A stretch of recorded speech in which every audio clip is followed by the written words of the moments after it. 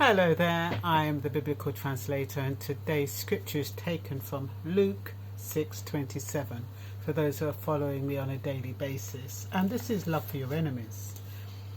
But to you who are willing to listen, I say, love your enemies, do good to those who hate you, bless those who curse you, pray for those who hurt you.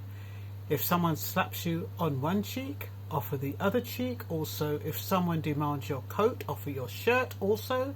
Give to anyone who asks, and when things are taken from you, don't try to get them back. Do to others as you would like them to do to you. If you love only those who love you, why should you get credit for that? Even sinners love those who love them. And if you do good only to those who do good to you, why should you get any credit? Even sinners do that much. And if you lend money only to those who can repay you, why should you get credit? Even sinners will lend to other sinners for full return. Love your enemies.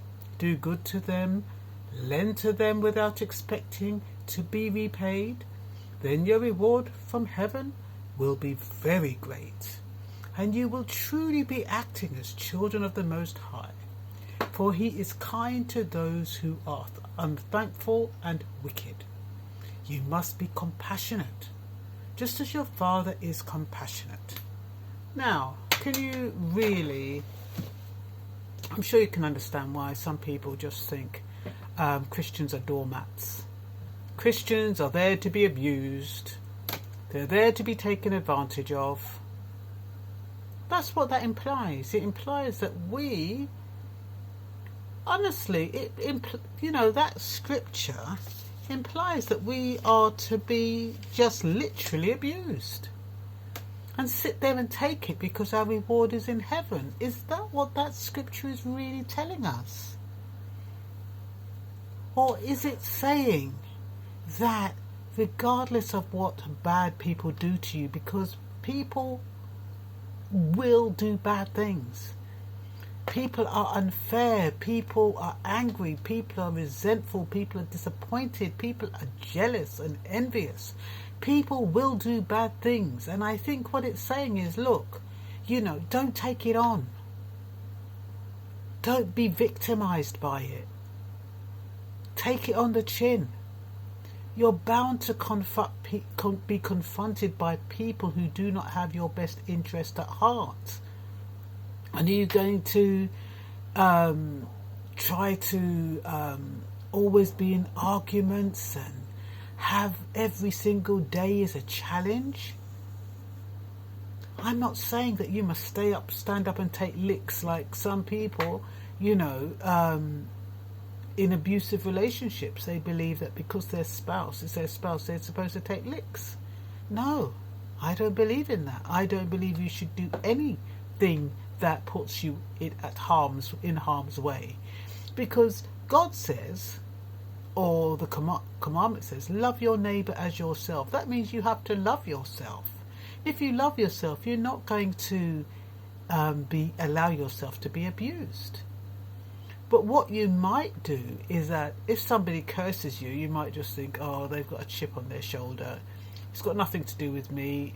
They have a problem. The issue is with them, instead of matching them, mirroring their behaviour. Although he did say, no, he didn't say mirror the behaviour, because even when he says, if they hit you on one cheek, turn the other cheek, you're not mirroring, you're not it's not like self-defence. But it's almost like you're not even supposed to defend yourself from that scripture. Very, very strange scripture, and it's one that could lead people from not wanting to be Christians, because who wants to be a doormat? Who wants to be bullied, beaten up, taken advantage of, disrespected? That's more or less what it's saying. But Jesus does say, as a Christian, you will suffer all these things. So it does mean, it's almost like it's inevitable that when you do good, you are going to be taken advantage of. But what he's saying is that it shouldn't stop you from doing good. And it shouldn't stop you from being good. It shouldn't stop you from being the best you can possibly be, despite the behaviour of other people's. And I think that is what it means. despite people's attitude and reaction towards you, don't let it change who you are, the essence of who you are, how great you are as a person. Sometimes people who have been betrayed or taken advantage of or bullied, they hold resentment in their hearts, and they grow up as adults being victims and afraid and being accusatory and skeptical about people. They can't trust anyone, and their lives are destroyed because of it. And I really believe that this is about forgiveness. The ultimate message in this is about forgiveness. People will do bad things to you, but you need to be able to forgive them so you can move on with your life, so you can actually stand tall and, be credible. Be a credible follower, be a credible individual. You don't have to be taken down to their level.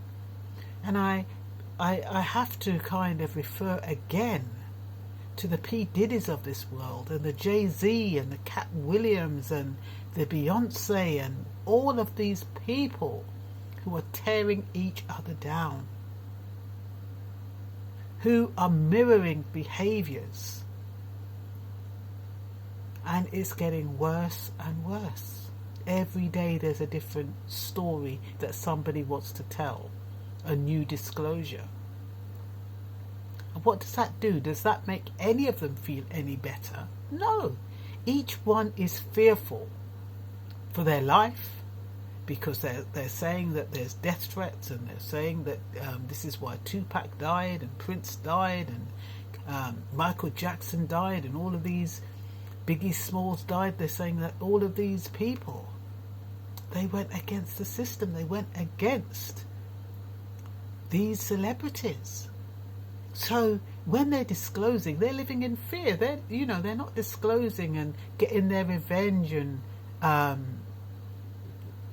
whatever it is they think that they're doing and feeling happy. They cannot sleep peaceful at night, knowing what they're doing, knowing that they're stirring up stuff.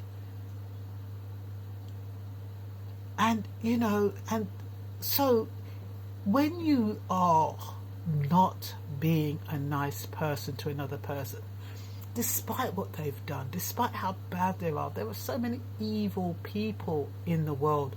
Do you have the authority to judge them, though?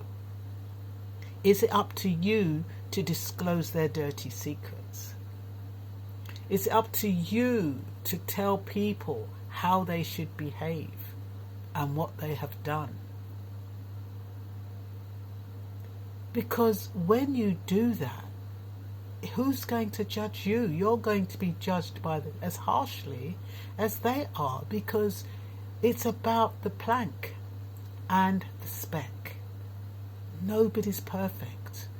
Everybody has a history. Everybody's done something wrong. Everybody has something, a little secret, what they call skeletons in their closet. And they might be major or they might be minor. It depends on the individual. Normally, as it's an individual's, the value that the individual puts on it. So, I don't think we should take this literally, that you must literally stand up there and be abused and assaulted and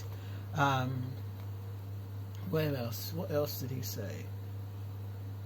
If you love, and he's talking about love your enemies. If you've got enemies, they're not even going to be around, are they? It's not like enemies are going to be around you, but what he's saying is forgive your enemies. And you can be separate from them and you can still love them. You don't have to have them in your space to love them and forgive them, but you can say, look, that person isn't good for me, that person doesn't mean me well, therefore I'm going to distance myself from them. Instead of, I'm going to get him, I'm going to kill him, I'm going to do this to him, or I'm going to do that to her, I'm going to get my revenge. Let the enemies stay without your interference. Judgment is mine, said the Lord. Let him deal with them. You worry about your heart, you worry about your soul, you worry about your mind. Keep it clean. Have good thoughts about people.